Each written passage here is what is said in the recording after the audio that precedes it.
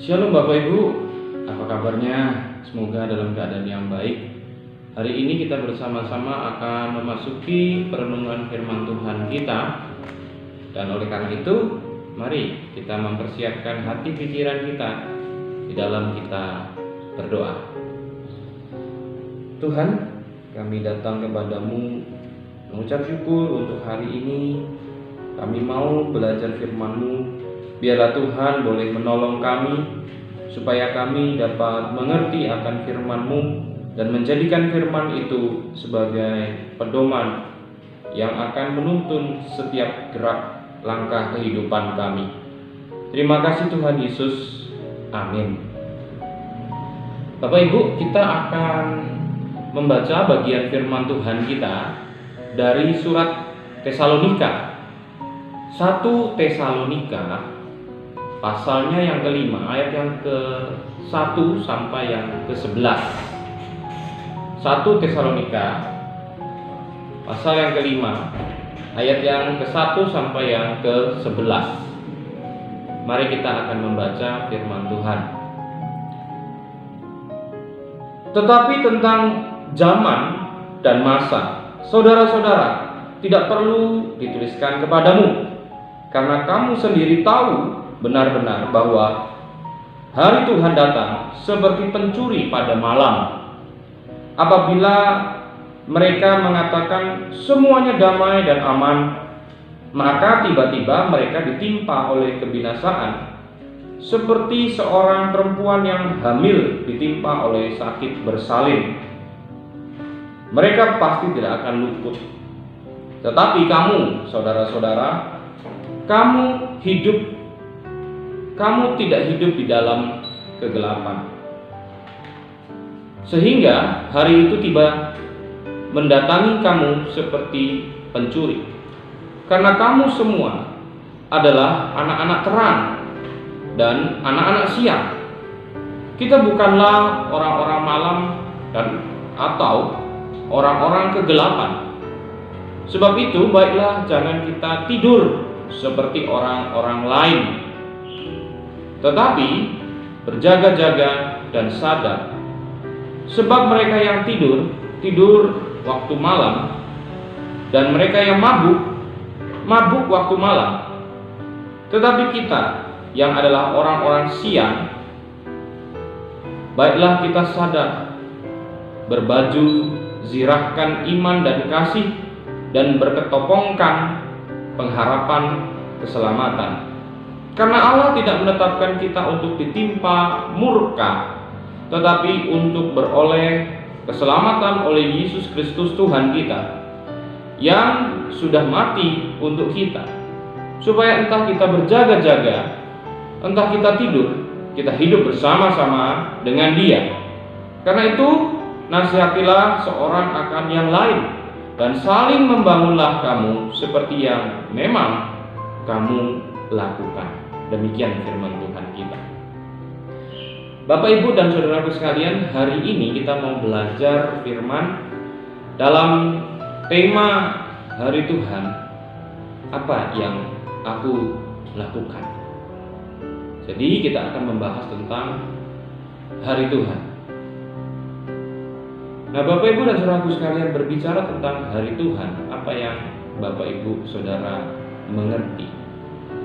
Hari Tuhan sesungguhnya adalah hari di mana Tuhan berdaulat secara penuh, secara utuh, dan tindakan-tindakannya adalah tindakan-tindakan yang akan memulihkan seisi dunia ini, termasuk memulihkan hidup kita secara menyeluruh. Jadi hari Tuhan adalah hari yang penuh kebahagiaan, hari yang akan datang untuk menunjukkan keadilan, menunjukkan kebenaran, menunjukkan keselamatan kepada setiap manusia yang mengharapkannya. Pertanyaannya, hari Tuhan yang begitu indah, mulia, menjadi sesuatu yang sangat membalikkan keadaan yang seperti sekarang ini mungkin susah, menjadi sebuah keadaan yang penuh bahagia. Hari itu kapan datangnya? Itu yang mau kita pelajari. Hari itu kapan datangnya?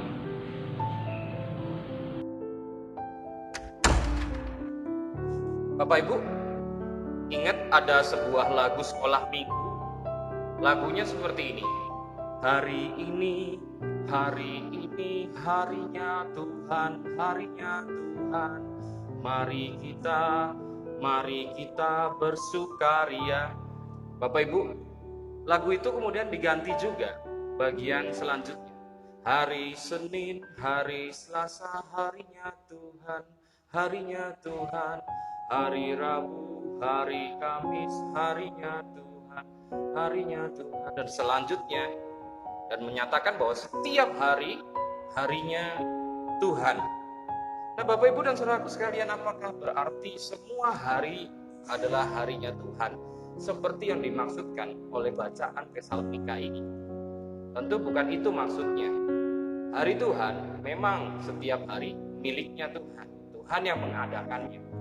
Tetapi hari ini Tuhan yang dimaksudkan di dalam Paulus yang menuliskan surat Tesalonika bukan hari tiap-tiap hari yang merupakan sebuah rutinitas, tetapi hari di mana Tuhan menunjukkan kedatangannya dan kepemilikannya atas diri pribadi kita dan seisi dunia ini. Dan dalam hal ini yang dimaksudkan adalah hari Tuhan adalah hari yang pertama, hari Tuhan yang kecil, yang kita mengerti sebagai hari kematian, tetapi juga hari yang besar, yaitu hari kedatangan Tuhan Yesus yang kedua kali untuk mengadili seisi dunia. Memang setiap hari miliknya Tuhan, tetapi yang dimaksudkan adalah lebih khusus lagi, hari di mana kita dirangkul, dipeluk, dipulihkan. Bukan hari-hari biasa, tetapi hari di mana kita dirangkul, dipeluk, dipulihkan untuk menikmati sebuah keadilan, sebuah kehidupan kerajaan Allah yang penuh sebagai Allah adalah rajanya. Jadi ada dua hari Tuhan yang dimaksudkan oleh Paulus, yaitu hari Tuhan yang kecil, yaitu hari kematian kita, dan hari Tuhan yang besar, yaitu hari kedatangan Yesus kedua kali. Nah, dua maksud itulah yang sedang dibicarakan oleh Paulus dalam surat Tesalonika ini. Dan semua itu berbicara tentang pastinya datang hari itu. Entah kepada orang percaya ataupun entah kepada orang yang tidak percaya, entah kita siap ataupun tidak siap. Seorang mati tidak pernah ditanyakan dulu, kamu siap enggak untuk mati? Seorang akan mati tidak ditanyakan dulu, kamu sudah percaya atau belum ketika kamu mati? Pun juga datangnya hari Tuhan yang besar, kita tidak pernah ditanya, kalian siap? Dunia siap? Ayo kita mulai. Tidak ada. Hari Tuhan yang besar, kedatangan Yesus yang kedua kali, tidak pernah menjadi sebuah hari yang kemudian datang dengan woro-woro yang begitu jelas. Dan itulah maksud daripada bacaan kita, bahwa hari Tuhan akan datang. Tidak perlu kita risaukan kapan, waktu pastinya, tetapi yang kita perlu pahami adalah hari Tuhan pasti akan datang. Dan bagaimana kemudian hari Tuhan, entah itu kematian kita atau hari kedatangan Yesus yang kedua kali, kita sambut di dalam sebuah kebahagiaan. Mari kita lanjutkan.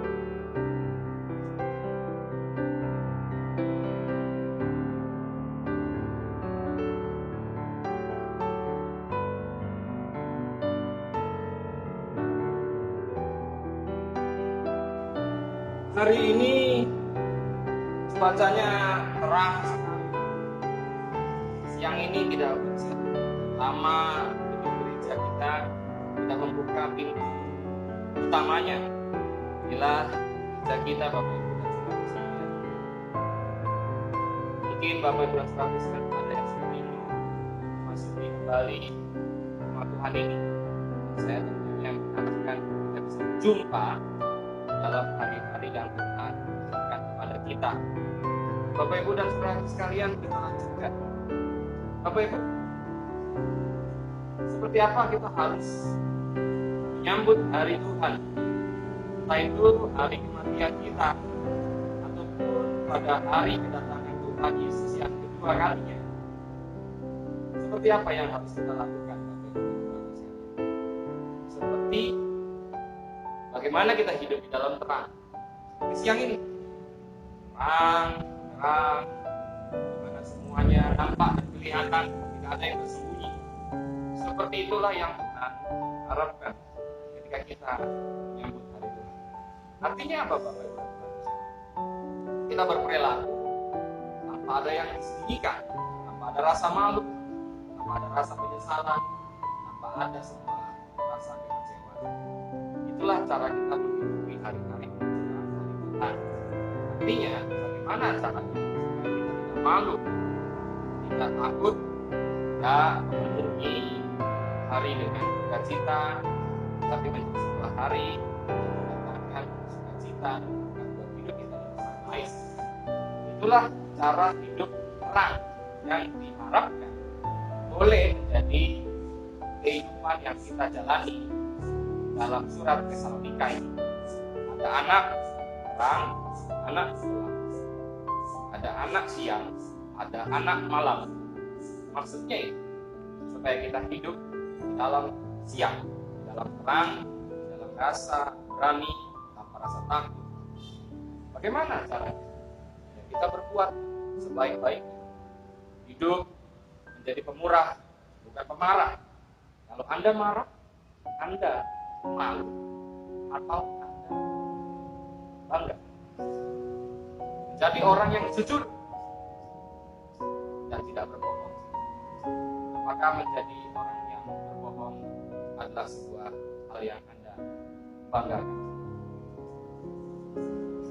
Apakah hidup yang jujur Anda sembunyikan? Tidak. Lalu kemudian orang yang mudah memaafkan dan bukan mendendam.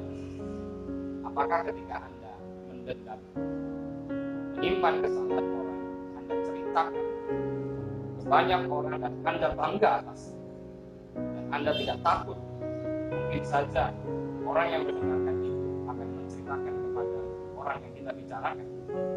Bukankah mendendam perbuatan yang memalukan? Kita tidak membanggakan, kita sembunyikan.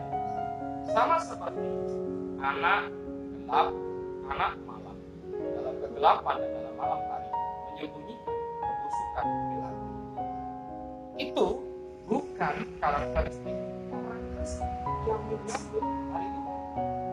Hari Tuhan bukan sesuatu yang sangat luar biasa, artinya harus terus berdoa, berjaga di dalam gereja, terus tak putus-putusnya menaikkan doa-doa dari tiap detik.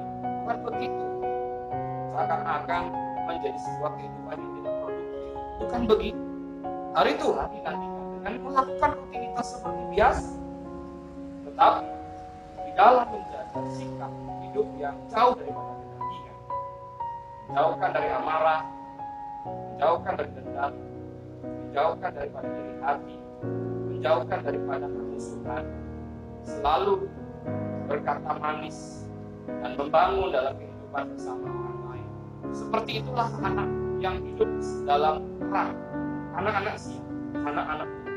Dan cara itulah yang kita jadikan berjaga-jaga menantikan. Sehingga ketika hari itu datang, kita tidak perlu mengatakan, aduh Tuhan, aku tidak siap, aku belum siap mati, aku belum siap engkau datang. Tidak. Untuk orang yang selalu tiap hari jujur, untuk orang yang selalu tiap hari pemurah, untuk orang yang setiap hari boleh mengasihi, membangun kehidupan orang lain, tidak ada hari di mana dia tidak siap untuk menyambut kedatangan Tuhan. Itulah makna daripada bagaimana kita harus menyambut hari Tuhan yang datang.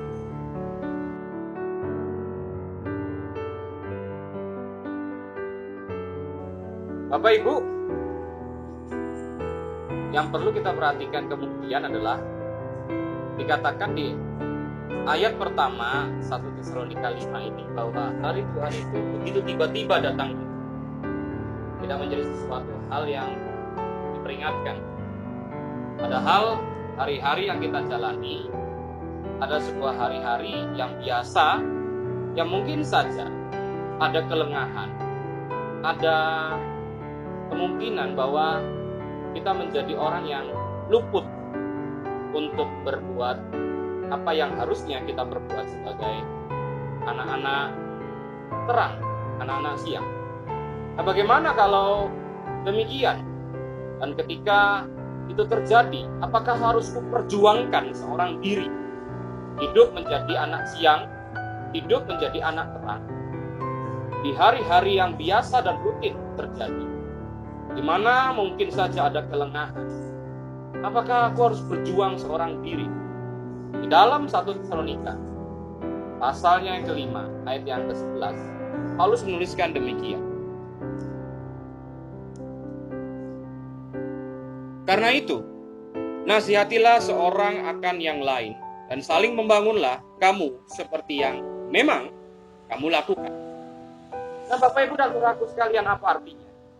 Paulus mau mengingatkan kepada kita bahwa itulah kenapa kita dipersatukan sebagai gereja, sebuah persekutuan di mana kita tidak seorang diri di dalamnya, di mana kita berjuang sebagai satu kesatuan tubuh Kristus yang saling mengingatkan, saling menasihati, dan saling menjaga satu dengan yang lain. Nah, oleh karena itu Bapak Ibu dan Saudaraku sekalian, perjuangan untuk berjaga-jaga menyambut hari Tuhan dilakukan sendiri, tetapi juga dilakukan bersama sebagai satu persekutuan gereja. Seorang saudara harus peka terhadap saudaranya. Jika ada saudaranya yang melakukan kesalahan, yang melakukan kekurangan, melakukan tindakan yang tidak tepat di dalam hari-hari hidupnya, maka ia harus mengingatkan itu. Bisa saja itu istrimu, bisa saja itu anakmu, bisa saja itu suamimu, bisa saja itu orang tuamu, bisa saja itu saudara di dalam gerejamu yang mengingatkan engkau, papa, jangan seperti itu, jangan marah sama mama, harus kendalikan emosi. Dan pada saat itu, maka kita melakukan apa yang disebut sebagai sebuah kasih persaudaraan yang menjaga satu dengan yang lain. Atau ketika ada saudara, kakak beradik, dan mengingatkan kepada kakaknya, seorang adik berkata kepada kakaknya, kak, bang, bro, jangan kayak gitulah. Masa kamu ngomong sesuatu yang tidak benar di hadapan anakmu? Tidak baik berbohong. Baiknya ya katakan saja apa adanya. Kalau memang kamu tidak punya uang untuk membelikan sesuatu kepada anakmu, jangan kau janji-janjikan untuk sesuatu yang tidak pernah dapat ia peroleh. Lebih baik berkata apa adanya. Mungkin anakmu akan lebih mengerti. Dan pada saat itu, saat Anda menasihati kakakmu, adikmu, untuk bisa berkata apa adanya, pada saat itulah engkau sedang menjagai dirinya dan menjagai dirimu untuk bisa menjadi anak-anak terang, anak-anak siang yang berlaku benar di hari-hari menjelang hari Tuhan.